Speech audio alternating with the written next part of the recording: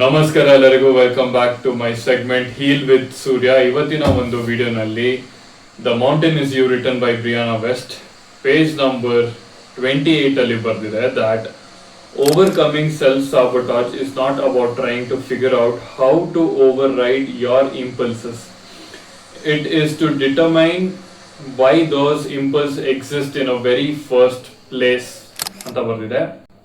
Simple ಆಗಿ ಹೇಳ್ಬೇಕಂದ್ರೆ, ನೀವು ನಿಮ್ಮನ್ನೇ ದೂಷಿಸ್ಕೊಂತ ಇರ್ತೀರಾ. You are blaming your self that ನನ್ನಲ್ಲಿ ಈ ಪ್ರಾಬ್ಲಮ್ ಇದೆ, ನಾನು ಹೆಂಗ್ ಇದನ್ನ ಆಚೆ ಬರೋದು, ಇದರಿಂದ ನಾನು ಹೆಂಗೆ ಓವರ್ಕಮ್ ಮಾಡೋದು, ನನ್ನಲ್ಲಿ ಈ ಪ್ರಾಬ್ಲಮ್ ಇದೆ ಅಂತ ಕೊರಗಿ that you'll be sitting in one place. ಒಂದ್ ಕಡೆ ಕೂತ್ಕೊಂಡು ಅದ್ರ ಬಗ್ಗೆನೇ ಯೋಚನೆ ಮಾಡ್ಕೊಂಡು ಕೂತಿರ್ತೀರಾ.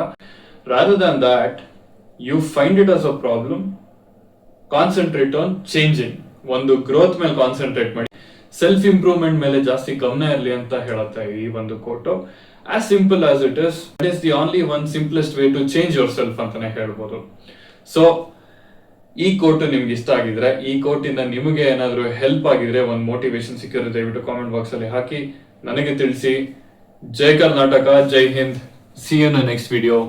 Bye bye.